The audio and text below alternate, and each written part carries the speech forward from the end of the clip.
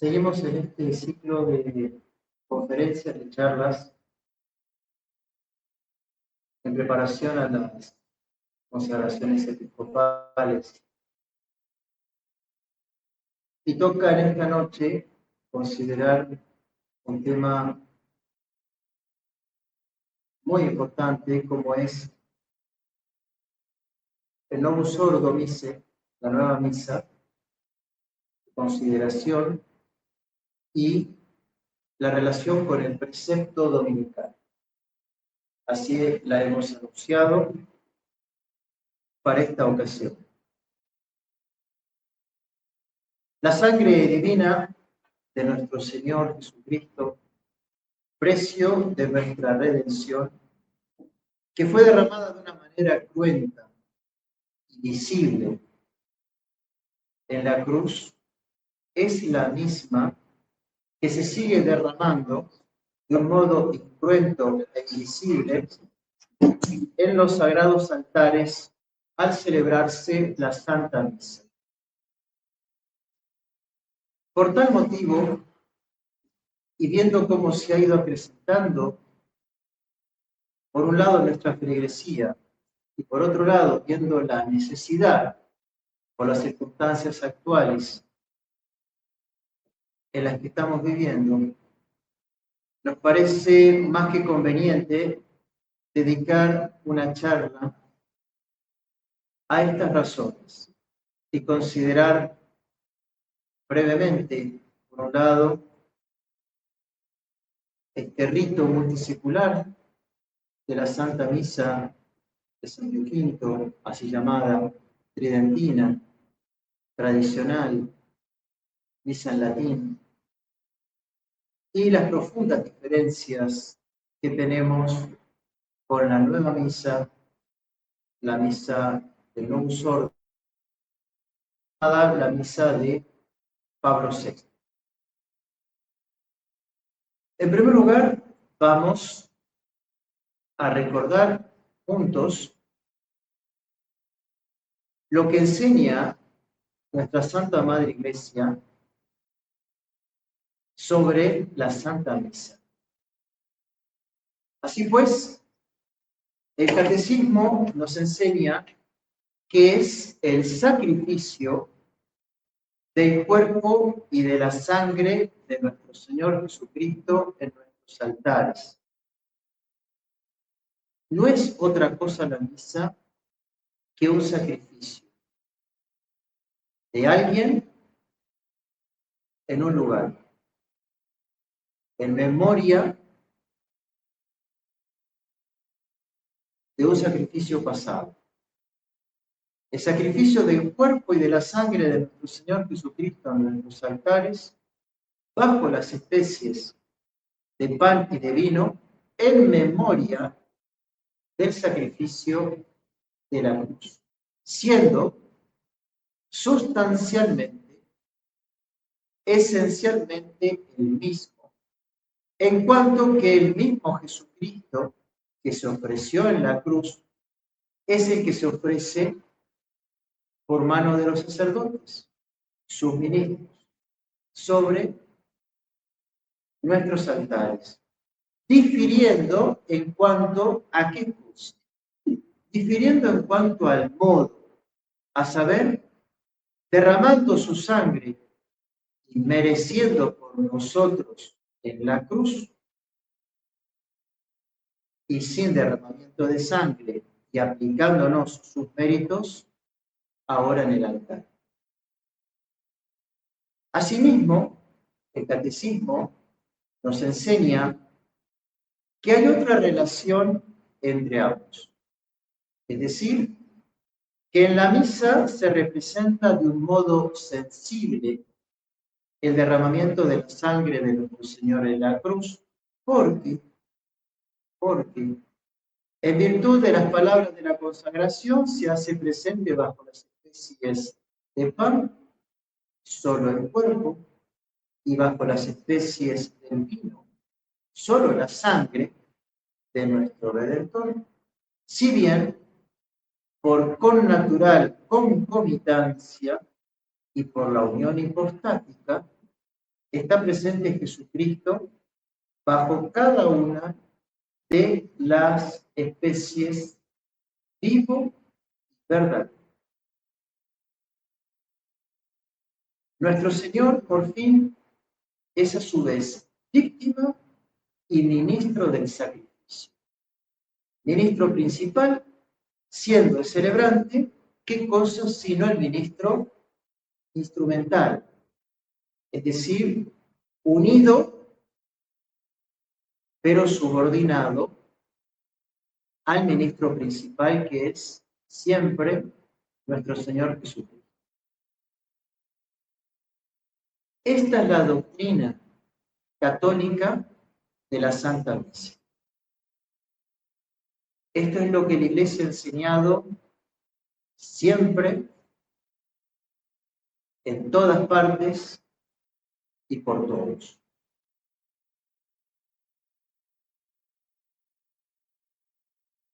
Ahora vamos a ver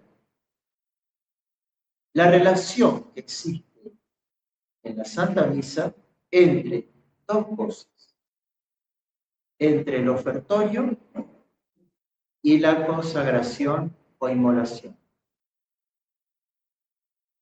Si bien la Santa Misa tiene su punto culminante en la doble consagración, en donde nuestro Señor se hace presente verdadera, real y sustancialmente, no deja de tener estrecha e íntima relación con el ofertorio, con sus oraciones, ya que éstas expresan y son las que le dan el sentido, dan la razón y vienen a justificar el motivo por el cual nuestro Señor Jesucristo se inmolará místicamente en el altar, identificándose con los mismos sentimientos e intenciones que tuvo nuestro Señor el Viernes Santo al subir al patíbulo de la cruz.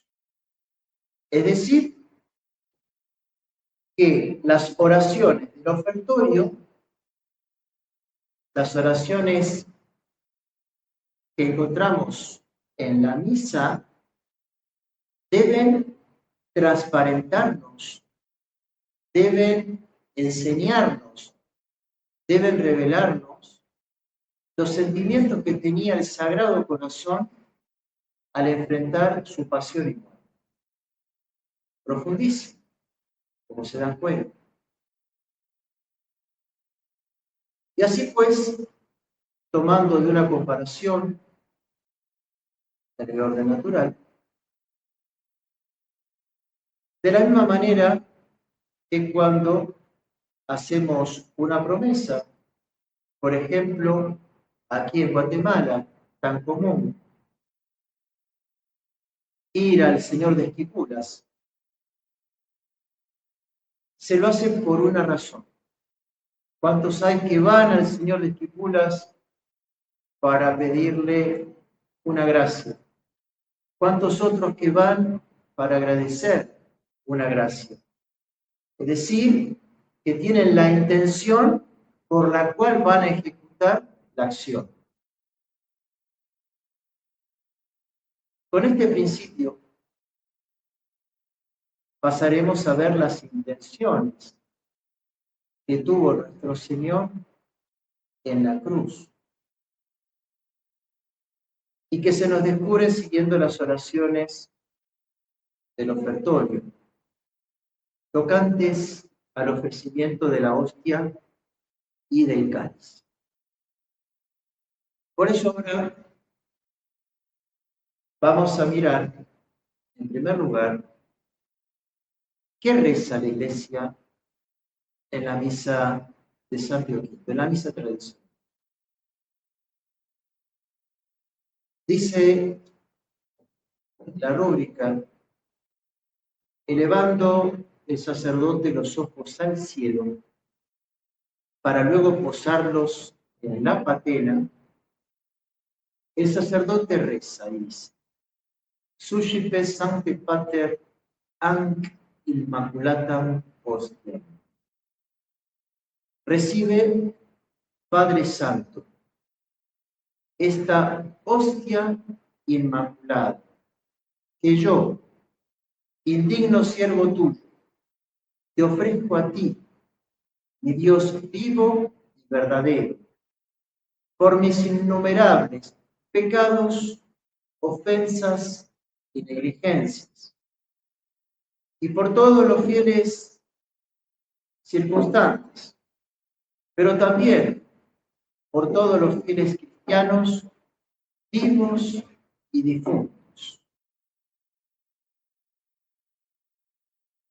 El Padre Eterno se presenta como el término del sacrificio, a quien se le ofrece el sacrificio. El Padre Eterno, a quien Adán había desobedecido, siendo la causal, como ustedes saben, del pecado original, del pecado primero del género humano y de la ruptura de nuestra amistad con Dios, con el cielo. Es a Él a quien se le invoca para que reciba el sacrificio de su Hijo, de nuestro Señor, a quien la Iglesia lo llama hostia y no pan. En latín, panem, no, hostia. ¿Y por qué la Iglesia lo llama así? Porque el ostium del mundo antiguo, de los griegos, los romanos, ¿quién era? Era aquel que estaba destinado a ser entregado a los enemigos para ser inmolado e intercambiado por aquellos rehenes que estaban cautivos. El ostium era una víctima de inmolación por terceros, por otros. Y así pues, tenemos, para ilustrarnos de una manera incluso concreta en las congregaciones religiosas, a los mercedarios, famosos, que en muchísimas ocasiones fueron entregados para rescatar los rehenes que los musulmanes podían haber capturado. Ese era su carisma. Así pues, el celebrante en el ofertorio, nombrando al pan no en cuanto tal, sino en cuanto hostia, ya ve la figura de Cristo, que, como sigue la oración, va a ser inmolado. En primer lugar, por mis innumerables pecados, ofensas, negligencias. Es decir, este ostium, esta hostia, figura de nuestro Señor, va a ser inmolado por un motivo, por la redención de los pecados, ofensas y negligencias, tanto del celebrante como por también por los circunstantes, y también por todos los fieles cristianos, vivos, esparcidos en la redondez de la tierra, como difuntos, es decir, los que han muerto, es decir, los que están en el purgatorio, a fin de que se les aproveche tanto a mí como a ellos, dice el celebrante, para la vida eterna, distinguiendo a su vez claramente el sacerdocio ministerial de aquel que participan los fieles por el carácter bautismal.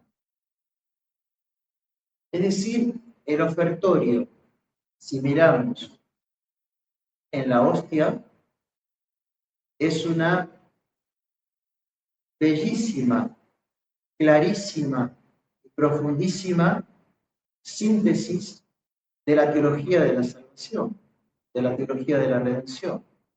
Está todo. El Padre Eterno ofendido, el Hijo inmolado por nuestros pecados, cuya extensión es los vivos como los difuntos. Si miramos la oración del cáliz, al tomar el cáliz, el celebrante dice: te ofrecemos, Señor, el cáliz de la salvación, rogando tu clemencia que ascienda con olor de suavidad hasta la presencia de tu divina majestad, por nuestra salvación y también por la de todo el mundo. En primer lugar, nuevamente vemos cómo tampoco la oración menciona la palabra vinum, vino, no, habla de cáliz, para marcar el aspecto sufriente, el cáliz de la amargura, el cáliz del dolor, el cáliz del sufrimiento, términos tan usuales en los relatos evangélicos, y tan propio este término para designar el cúmulo de dolores, de sufrimientos y de la propia sangre que brotó de nuestro Señor en su agonía, pasión y muerte. Asimismo agrega: rogando a tu clemencia para que ascienda con olor de suavidad hasta la presencia de tu divina majestad, haciendo con esto una clara alusión al sacrificio del inocente Abel, que es figura de nuestro Señor, matado por su hermano Caín. Y aquí nos podríamos preguntar: ¿y por qué mató Caín a Abel? ¿Por qué? Si al fin y al cabo ambos dos ofrecían sacrificios. ¿Ustedes recuerdan la historia sagrada?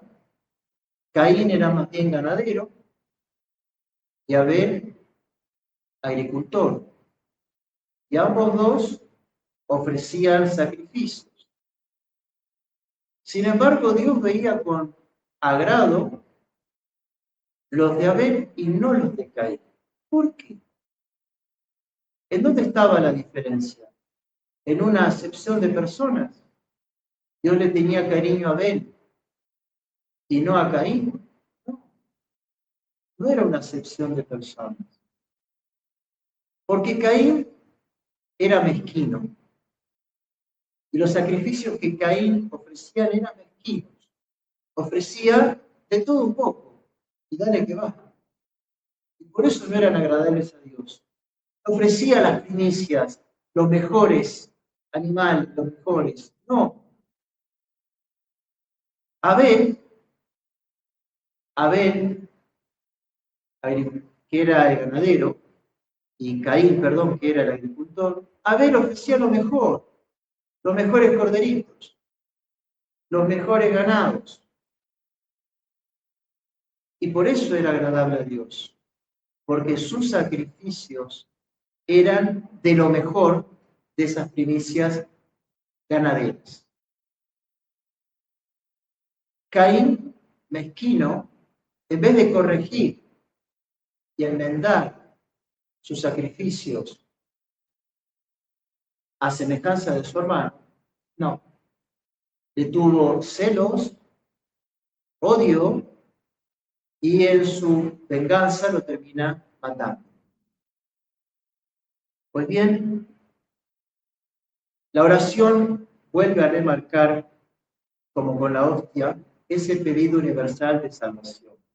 Así pues, las oraciones mencionadas dejan de manifiesto cómo nuestro Señor se ofrece a su Padre eterno por la redención del género humano a precio de sangre. Las dos oraciones del ofertorio en lo que mira al cáliz y a la hostia. Y dejamos las demás. Vamos a ver ahora el misal de Pablo VI. Vamos a considerar ahora las dos oraciones del ofertorio de la misa nueva. Ambas dos en una perfecta simetría rezan: bendito seas, Señor, Dios del universo, por este pan, o si no dirá, por este vino, fruto de la tierra o de la vid y del trabajo del hombre, que recibimos de tu generosidad y ahora te presentamos. Él sea para nosotros pan o bebida de salvación.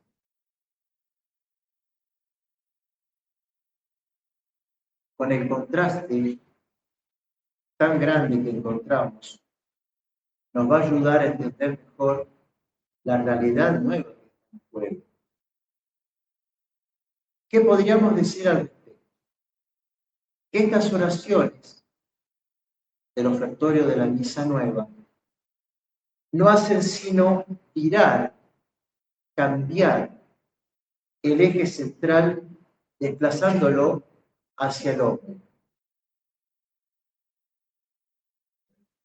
Lo que se ofrece es al Dios del universo, al Señor del universo, cuya terminología es tan familiar a quienes, sino a las logias, a la masonería.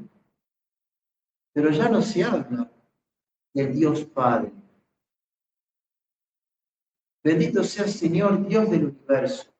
Nótese, tengas en cuenta, que el factotum de esta gran reforma litúrgica de la Santa Misa, como de los demás sacramentos, era un monseñorino, Aníbal Bonini, que ha pesado sobre sus espaldas la acusación de haber sido masón.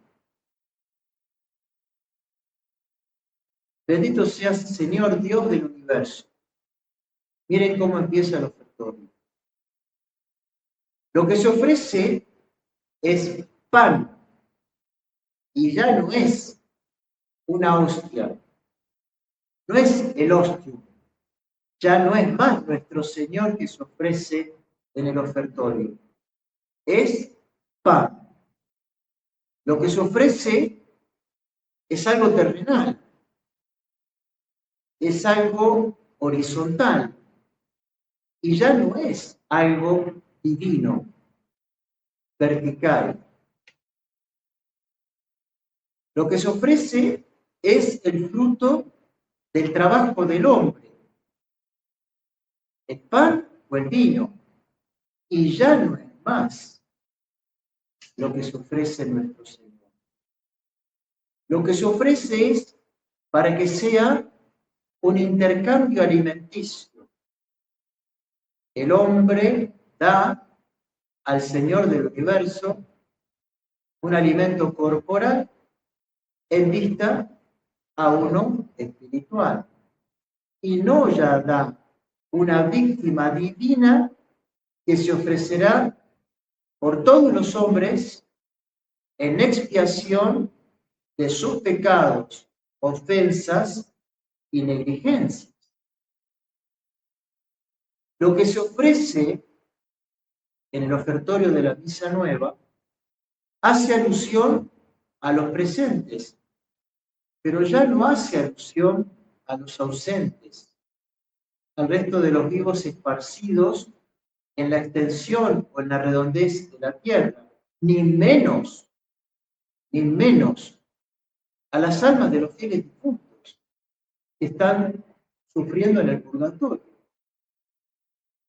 Lo que se ofrece hace alusión a que la misa es una comida, si gustan, una cena, un banquete espiritual, una reunión de comensales, una sinaxis, y no ya para nada un sacrificio, una expiación de culpas, una inmolación del Hijo de Dios, una renovación del Calvario, una prolongación de la cruz del Viernes Santo.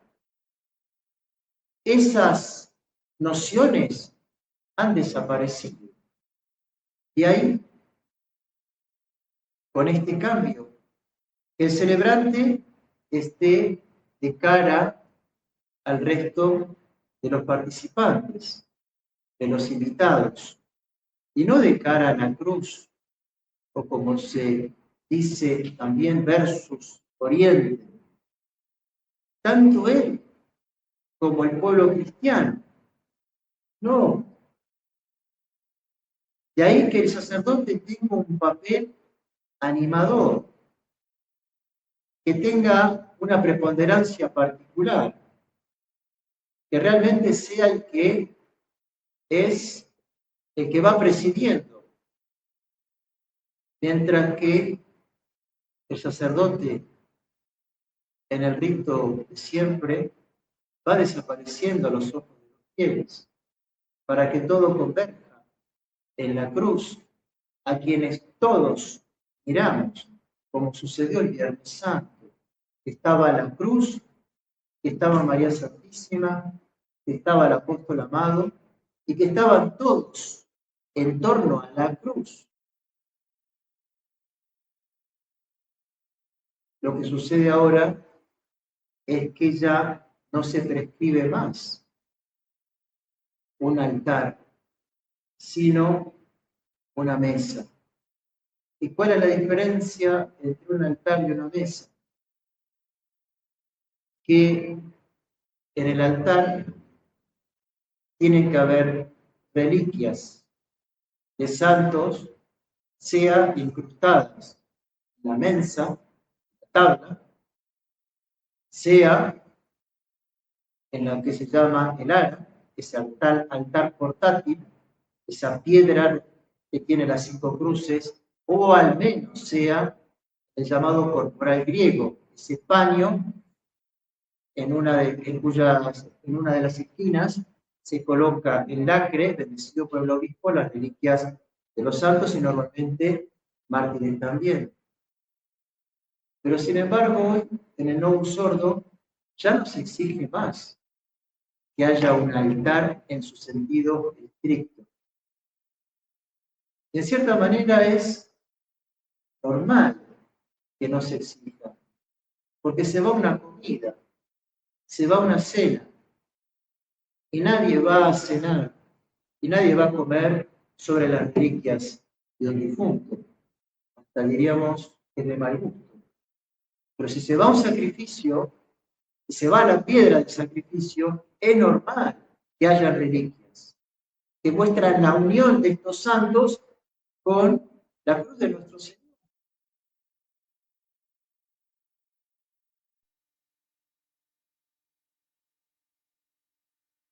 Si hacemos un juicio moral y si miramos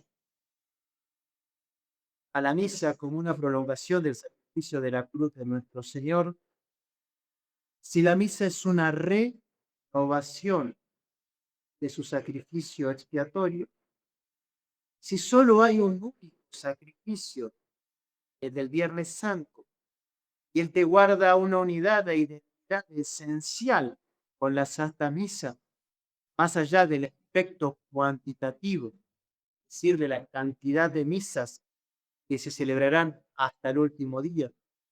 Ahora bien, si esto es así, como la Iglesia nos lo ha enseñado siempre y como ha vivido durante 2000 años, uno se puede preguntar, ¿cómo es posible que nuestro Señor se haya encarnado, que nuestro Señor haya afrontado la pasión y muerte en su cruz, con la principal intención de recibir y de transformar trabajos del hombre para él convertirlos en alimentos espirituales. ¿Cómo es posible que se inmole nuestro Señor en la doble consagración por una razón tan insignificante y ajena a la expiación de los pecados, del primero como del último, que se cometerá al fin del mundo, haciendo abstracción de la redención del género humano? ¿Cómo es posible todo esto? ¿Cómo es posible que se le hayan cambiado las intenciones al Sagrado Corazón y se le haya colocado estas sombras que no fueron las que tuvo nuestro Señor el Viernes Santo? Y ahí, más allá que en la misa nueva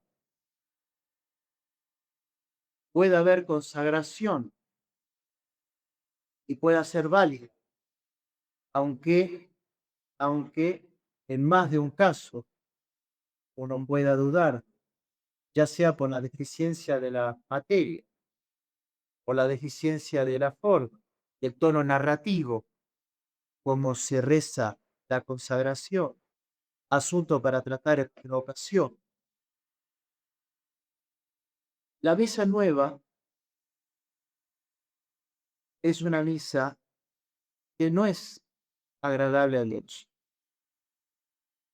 no es una misa buena, es una misa mezquina, como lo fue el sacrificio de Caín.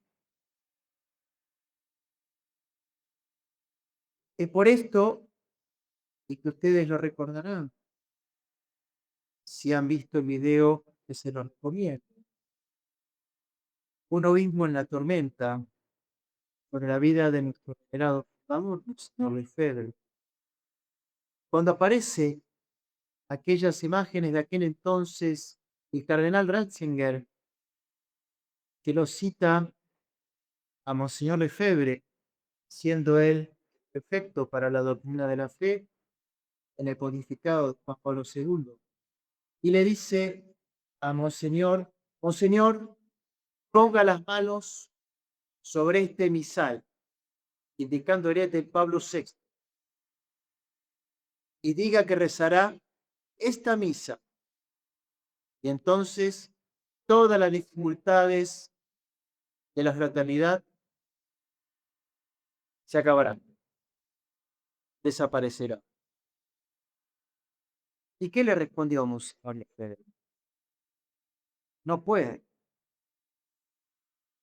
No le dijo, no quiero, no voy a dar el brazo a torcer por orgullo o por mis ideas personales. No, no se trata de orgullo, no, sino no puedo. No puedo porque es una cuestión de conciencia.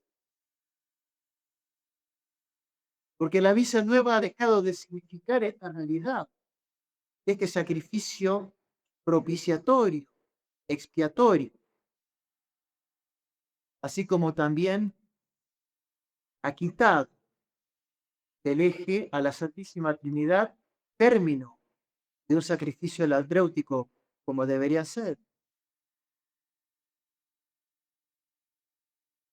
Desistimos en materia de teología sacramental, se toca la validez y la licitud. Son cosas diferentes. La cosa es la validez con la cual un sacramento existe, ha sido confeccionado. Materia, forma y ciertamente la intención. Por otro lado, la licitud, la bondad. Aunque la misa pueda ser válida, si fuera el caso, más allá de dudas que se pueden tener particularmente, aunque eso lo dejáramos, y si fuera la cosa válida, no es lícita, no tiene la bondad que debería tener ese rito, porque ya dejó de significar el misterio de la redención, que es la esencia de la Santa Misa y lo que tuvo el Sagrado Corazón el Viernes Santo al subir a la cruz.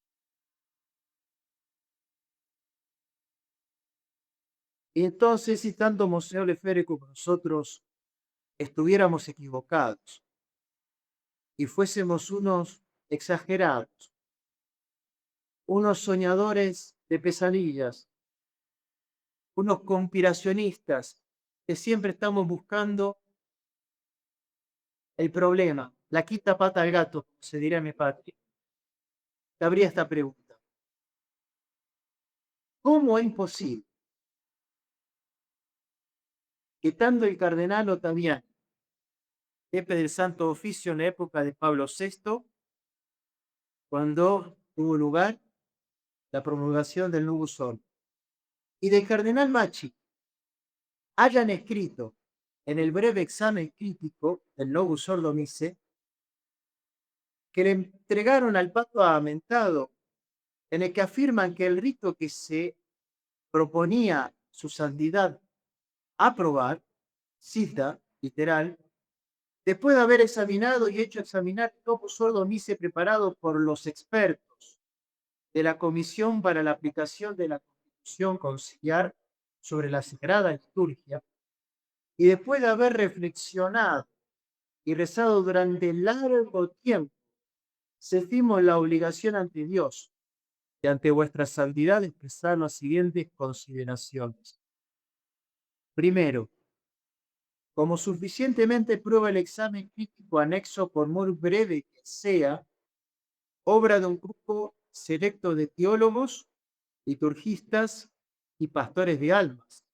Entre paréntesis, en este grupo estábamos, señor Lefebvre, o casualidad, el Novus Ordo Mise, si se consideran los elementos nuevos, susceptibles de apreciaciones muy diversas, que aparecen en el aparecen en el Novus Ordo, sobreentendidas e implícitas, se aleja de manera impresionante, tanto en conjunto como en detalle, de la teología católica de la Santa Misa, tal como fue formulado en la 22ª sesión del Concilio de Trento, que, al fijar definitivamente los cánones del rito, levantó una barrera infranqueable contra toda herejía que pudiera alentar a la integridad del misterio. Así se pronunciaban los cardenales. Segundo, las razones pastorales atribuidas para justificar una ruptura tan grave, aunque puedan tener valor ante las razones doctrinales, no parecen suficientes.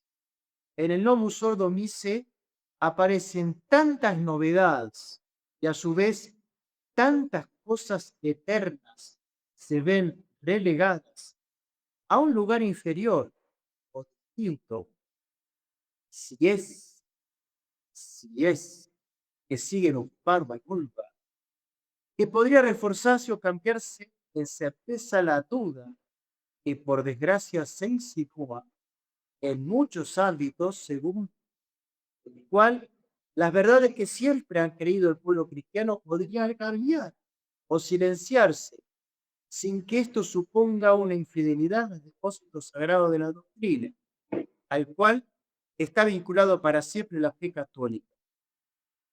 Las recientes reformas han demostrado suficientemente que los nuevos cambios en la liturgia no podrán realizarse sin desembocar en un complejo desconcierto de los fieles, que ya manifiestan que les resulta insoportable y que disminuyen incontestablemente su fe. En la mejor parte del clero, esto se manifiesta por una crisis de conciencia torturante, de la que tenemos testimonios innumerables y diarios. Esto lo escribían el cardenal Ottaviani Bacci, Juan Pablo VI, para que no promulgara la nueva misa, y hacía alusión a todas estas innovaciones, sobre todo con la que se conoció bajo el nombre de la misa normativa. Ahora bien,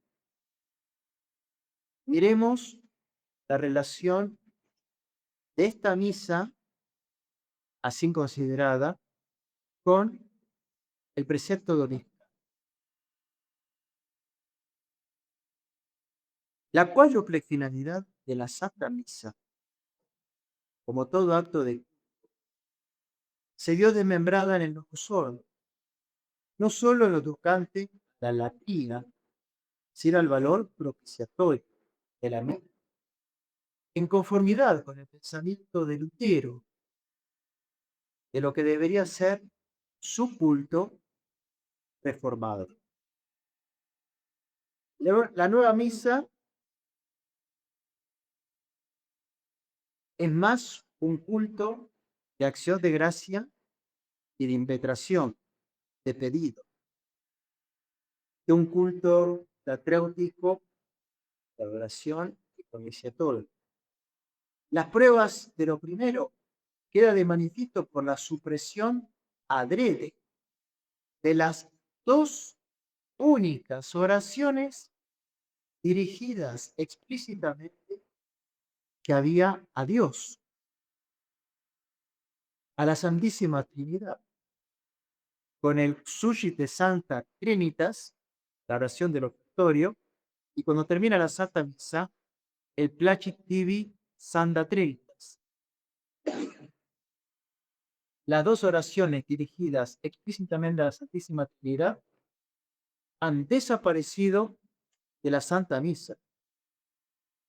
Y en su lugar aparece el Señor del universo. De lo segundo, como lo hemos visto, esta desaparición del valor propiciatorio, manifestado en el oratorio, en el ofertorio, perdón, habiendo vaciado las opciones de sacrificio, de víctima, anche immaculata hostia, poniendo pan, habiendo quitado esta remisión de los pecados, de la trascendencia universal, de la trascendencia purgatoria. Como este ofertorio encerraban las nociones católicas de la fecundidad de la renovación de la muerte de nuestro Señor, se tuvo que inventar otro, uno ecuménico, inspirado ciertamente de esta bendición de alimentos judíos y que viene propiciado por estos protestantes de la secta de Taizé, de Thésée, ayer Francia. Ustedes recordarán la famosísima Pablo VI, que se sacó con estos protestantes, que fueron los que estuvieron en la ocasión de Musoro, amé, como dijimos, de un himno. Pasó, así lo acusa la historia.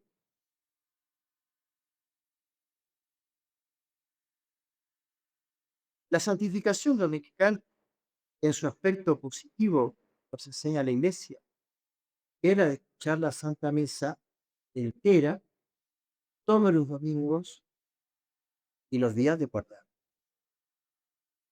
Pero también está el precepto en su aspecto negativo, a saber, abstenerse de las obras serviles. ¿Y qué son las obras serviles? ¿Qué significan? Esclavizantes, generalmente, si la queremos traducir. Aquellas que tienen la primacía de carácter corporal sobre el espiritual. Ahora bien, Si el lobo sordo Nice, finalmente procurado por Pablo VI, sin ninguna modificación sustancial, lleva la acusación fundada y probado, que se aleja de manera impresionante, se aleja de manera impresionante, tanto en conjunto como en detalle, como en todo, como en la parte de la teología católica de la Santa Misa. ¿Cómo puede esta misa obligar en conciencia, bajo pena de pecado mortal, si esta misa se aleja de esta manera del depósito revelado? ¿Cómo puede obligarme en conciencia bajo pena de pecado mortal cuando es la misma misa la que se aleja de manera impresionante de la doctrina católica de la Santa Misa Caico Concilio de Trento? Y eso lo dicen los cardenales Ottaviani y Macchi. ¿Acaso la prima lex, la primera ley, no es la salvación de las almas, el bien común de las almas, el bien de la iglesia, y no al revés, su riesgo, su puesta en peligro? Ante una dificultad moral de asistir a un rito de semejante naturaleza y sin perder el buen espíritu católico, no podemos sino aconsejar para evitar el ocio espiritual cuando no tenemos la misa desierta. Lo que la misma iglesia enseña a sus fieles, que leemos en el canon 1248 del nuevo Código de Derecho del 83, que en antigua legislación no lo contemplaba y que fue agregado para evitar no pocas dudas o confusiones al respecto. ¿Qué dice este código? Este canon, perdón. Cuando falta el ministro sagrado u otra causa grave, hace imposible la participación en la celebración eucarística, se recomienda el verbo, se recomienda vivamente, adverbio, se recomienda vivamente que los fieles participen en la liturgia de la palabra, si ésta se celebra en la iglesia parroquial o en algún otro lugar sagrado conforme a los predictos por el obispo diocesano, o que los fieles permanezcan en oración durante el tiempo debido, personalmente o en familia, o, si es oportuno, en grupos familiares. Y el comendador de la edición EUNSA del Opus Dei dice: el parágrafo segundo del nuevo código, que parece contemplar sobre todo los casos en los que una comunidad o grupo no puede asistir a la misa, abarca también todos los demás casos en los que se hace imposible cumplir el precepto. En estas circunstancias, el precepto de hoy la misa cesa sin que haya obligación de sustituir la misa por otra cosa. Por eso el parágrafo que comentamos no impone como obligación sustituir las prácticas que recomienda vivamente. Pues bien, ante este impedimento moral de asistir al novus ordo, es que recomendamos sacrificar el novillo, es que recomendamos dedicar un tiempo a la oración, a seguir la Santa Misa de otro modo, y de esa manera preservarse de esta no solamente desacralización por los abusos de este rito que ya fue elaborado con errores y que se contrapone al rito de Sián. De tal manera que podríamos decir que no un sordo presenta un quiebre doctrinal y como la doctrina va de la mano de la liturgia, lex credendi lex orandi, hay un quiebre doctrinal, hay un quiebre litúrgico y hay un quiebre magisterial, porque aquí se contrapone la teología, sobre todo la del Trento, con la teología del Vaticano II y de sus reformas. Pues bien, como conclusión, mis queridos hermanos y los que nos siguen, los que están escuchando en la charla, la conferencia, es necesario que tengamos las inteligencias bien esclarecidas y podamos dar razones del porqué de nuestra adhesión a este rito multisecular, que llega a los apóstoles mismos, a la enseñanza de nuestro Señor, del porqué del rechazo del novus sordo, que no es por apegos sentimentales, por añoranzas del pasado, por sacristías barrocas, por un barroquismo espiritual o por puras ideologías. No, Señor, son por motivos teológicos, doctrinales profundos. La nueva misa refleja una nueva doctrina que pide un nuevo sacerdocio y una nueva concepción de iglesia, antropocéntrica. Y es por desgracia lo que hoy vemos cada vez más y sufrimos, pues empatamos. Que la Virgen María, corredentora, que estuvo al pie de la cruz, en unión a su Hijo Santísimo, asistiéndolo, aquella que fue acepta por el Padre Eterno, que nos dé las gracias para asistir y participar en la misa cada vez con mayor entendimiento, con mayor piedad y con mayor respeto, para que la sepamos valorar, conservar y transmitir con toda fidelidad. Les agradezco mucho el tiempo y voy a quedar atento para las preguntas.